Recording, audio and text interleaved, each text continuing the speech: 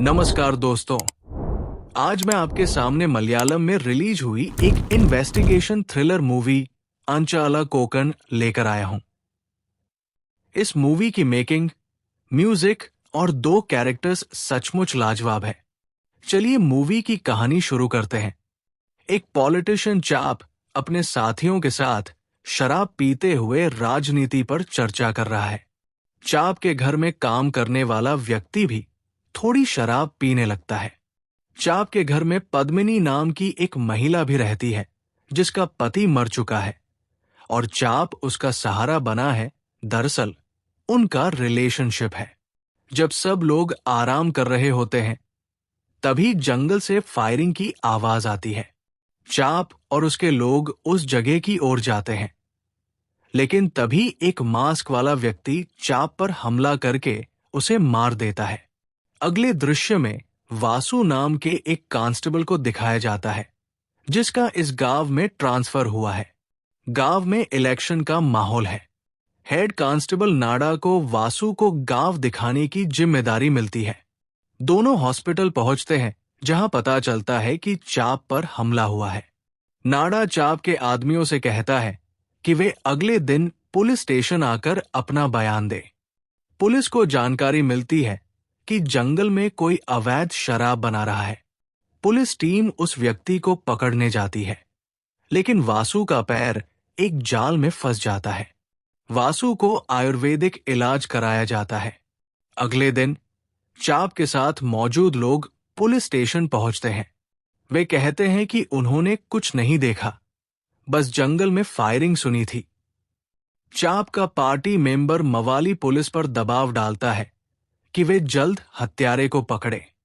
Police station के दरवाजे बंद करके सभी लोगों को पीटा जाता है, यहां तक कि पद्मिनी को भी। लेकिन वे सब एक ही बात कहते हैं, हमें कुछ नहीं पता। इसी बीच चाप के दो बेटे गांव में आते हैं अपने पिता की मौत का बदला लेने के लिए। एक की आवाज लड़कियों जैसी है और दूसरा गूंगा है। वे चाय की दुकान पर रुकते हैं जहां चाय वाला चाप के बारे में बुरा बोलता है। चाप के बेटे उसे पीटते हैं और गांव में अपना दबदबा दिखाते हैं।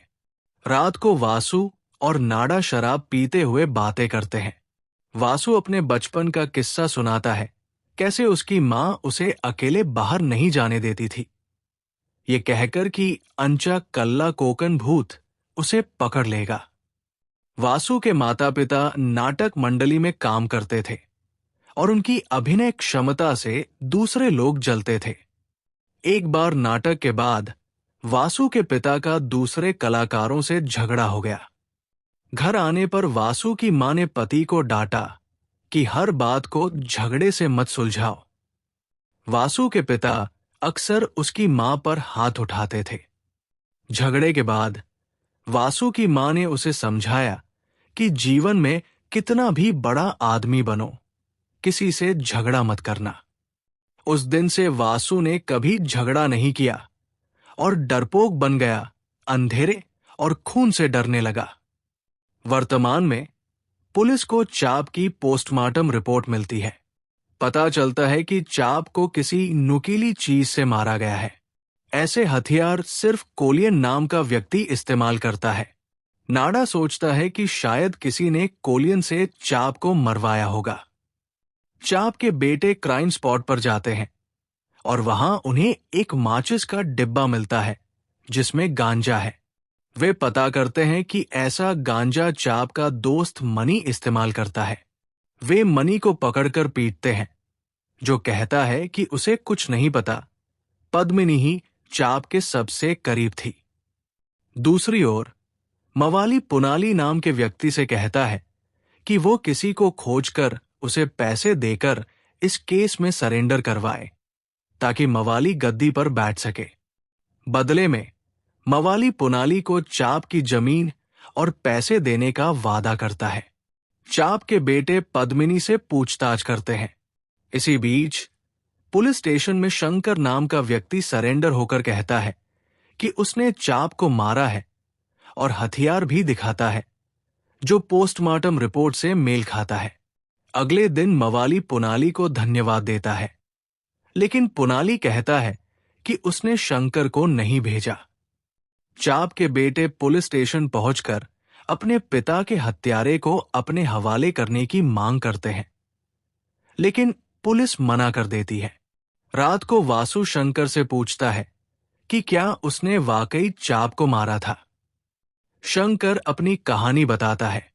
कुछ दिन पहले शंकर की बेटी उसे ढूंढते हुए जंगल में आती थी।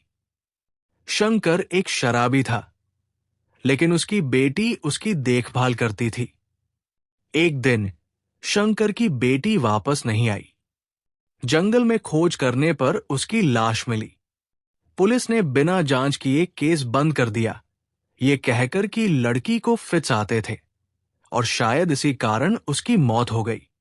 लेकिन एक महिला ने शंकर को बताया कि उसकी बेटी के शरीर पर चोट के निशान थे, जिससे पता चलता था कि उसके साथ अत्याचार किया गया था। बाद में शंकर को असली सच्चाई पता चली। उस दिन जब उसकी बेटी जंगल में आई थी, तो हेड कांस्टेबल नाडा ने उसका यौन शोषण किया और फिर उसे मार दिया।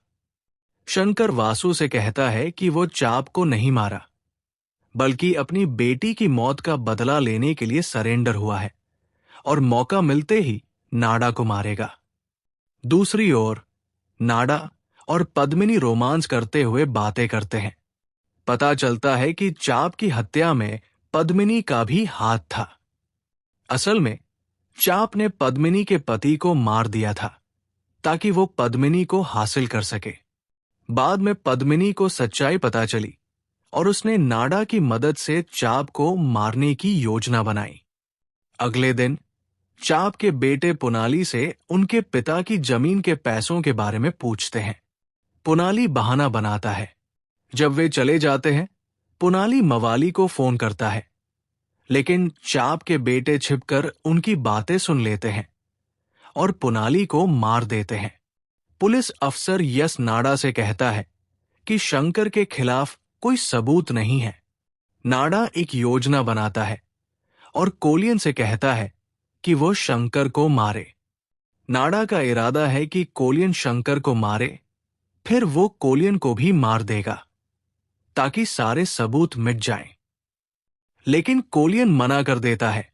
रात को मवाली एक मीटिंग में भाषण दे रहा होता है जब चाप के बेटे वहां पहुंचकर फायरिंग करते हैं और बम फेंककर मवाली को मार देते हैं। दूसरी ओर पुलिस स्टेशन में नाडा शंकर को मारने की योजना बना रहा है और वासु को भी बांध देता है। नाडा शंकर को सेल से बाहर निकालता है और कोलियन के साथ मिलकर उसे पीटने लगता है।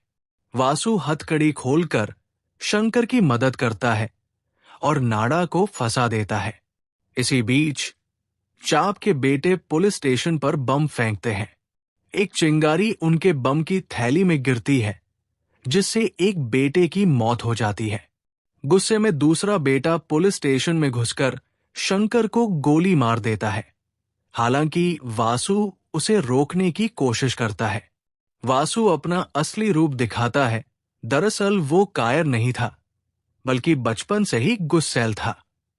वो चाप के बेटे को, कोलियन को और नाडा को मार देता है। अंत में उच्च अधिकारी आकर ये बयान लिखते हैं कि चाप के बेटे शंकर को मारने आए थे और फायरिंग में सभी की मौत हो गई, जबकि वासु घायल हो गया। लेकिन असलियत कुछ और थी। यहां फिल्म समाप्त होती है। आशा करता हूं आपको ये कहानी पसंद आई होगी। कमेंट करके जरूर बताइएगा। फिर मिलेंगे अगली वीडियो में। Take care. Bye bye.